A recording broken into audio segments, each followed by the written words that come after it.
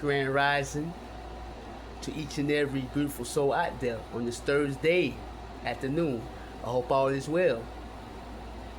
I always thank the Most High, people. As for myself, I had a blessed day thus far, and it is continually going to be blessed because of my mindset, how I view it and look at it, and how the Most High has me being in this season at this particular moment in time.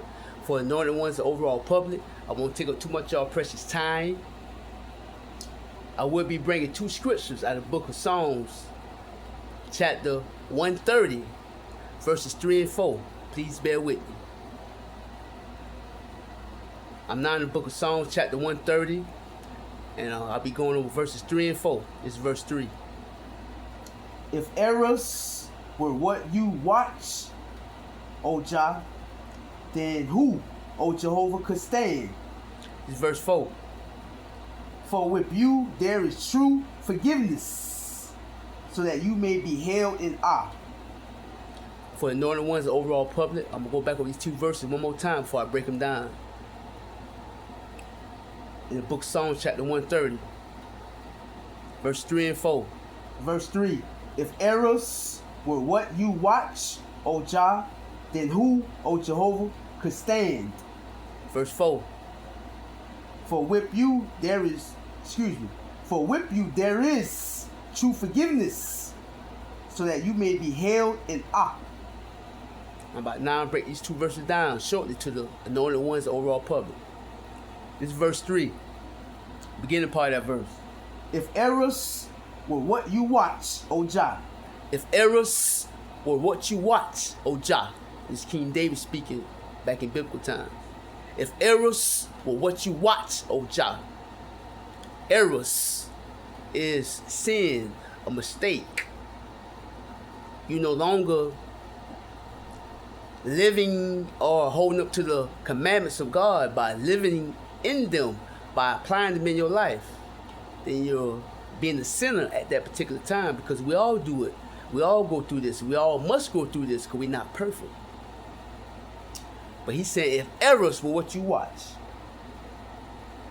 if errors were what you watch, which is sin or mistake, getting out of alignment. When you watch something, you observe something. Not only do you observe it, you be attentive to it.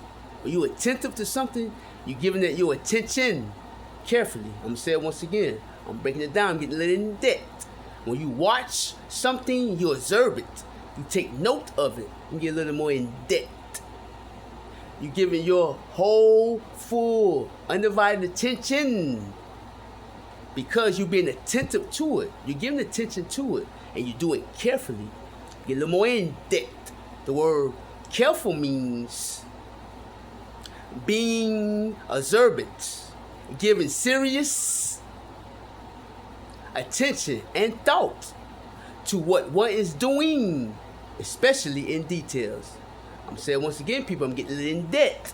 When you are careful at observing or giving attention to something, then you're being observant. You're giving serious attention to what one is doing, especially to details. I'm going over once again. When you're being careful and you observing whatever you're giving attention to, then you're being observant. You're giving serious attention and thought to what one is doing, especially to details. It's got a little in depth, so do your research when coming to these words. If errors were what you watch, O Jah. So if errors were what you watch, O Jah. Jah is another name for the Most High, Jehovah. And this is the end part of that verse. Then who, O Jehovah, could stand? So if God only looked for the bad in us, which is errors, because he know we're not perfect, he just wants us to admit our faults, admit our wrongs, hold ourselves accountable, not point fingers or play victim. No, he wants us to hold ourselves accountable and clean our act back up and get ourselves back up. He wants to hold ourselves accountable, hold ourselves responsible for what we do. Clean up our act, and then get up off our ass, wipe the dust off, and get back to moving forward, not regressing, going backwards. When you hold yourself accountable and responsible for your own shit, and then God will not only forgive you, He's seeing that you're being mature about it. You're not pointing fingers, people. That if errors were what you watch, O Jah, then who, O Jehovah, could stand? So if all He look for the bad in us, He never look for the good, because God know we going to do wrong at times. But most people do more wrong than good. I'd rather do more good than wrong. I would allow my good deeds to outweigh my bad deeds. Believe that. There's no in between. There's no balanced scale when it comes to that. Because I know I'm going to do wrong at times. I know I'm going to think wrong. Do I allow myself to sit in that energy and dwell in it? Hell no. I get myself back up thinking right and get back to moving right. So if errors was what He watched, you could stand in front of Him. Meaning, if all He looked for the bad in us, and He never looked for the good in us, then how can we stand in front of Him? Meaning, how can we face Him or meet Him boldly? I'm saying once again, if He never looked for the good in us, and God always looked for the bad in us, then when it's time for us to own up to our shit and hold ourselves accountable and responsible, how are we going to be able to stand before Him, man or woman? Meaning, meet or face Him boldly with prayer or asking for forgiveness, because we wouldn't be able to if He don't look for the bad in us, but He don't look for the good. Verse 4. Beginning part. For with you there is true forgiveness. For with you there is true forgiveness. Meaning, He's going to forgive you, and it's true. Meaning, it's sincere, it's genuine. When God forgives you, you're going to know, you're going to feel it, because you got to do what's right. And you got to own up to what you did. Go through that discipline. Make it back right with God, with yourself, by holding yourself accountable. Make it back right with God, and then God going to forgive you once He see that you turned around from that transgress that you committed, and you turn around from that way of thinking. You're no longer thinking that way no more. You're moving forward, and you're doing better in life. So He's going to forgive you. It's going to be sincere. It's going to be true. It's the end part. So that you may be held in awe. So once He forgive you, people, God's going to be held in awe by you. Meaning, not only you going to have a deep wonder about Him, it's a deep respect that you have for God. So that you may be held in awe. So after He forgive you, hold Him in awe. It's great wonder. It's a deep reverence.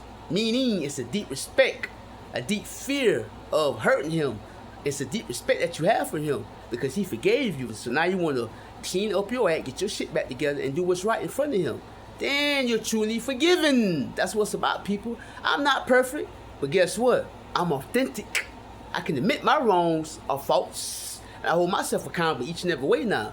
At one time I wouldn't do that, so now I hold myself accountable. If I'm in the wrong, I hold myself responsible, because I'm mature enough to do that. So I can hold myself accountable, but can you? So for the anointed ones, the overall public, if you get a chance, please go into book of Psalms chapter 130 verses 3 and 4. That's book of Psalms chapter 130 verse 3 and 4. My day has been blessed. My day has been progressing. Got a damn good workout in earlier. Was able to connect more with nature. So I'm more at peace. So until we meet again, this earth angel is still showing up with grace. And this earth angel is still giving back, not only to my anointed ones, to the overall public with grace, which was thankfulness. I love all y'all. Take care, because I'm working. Peace.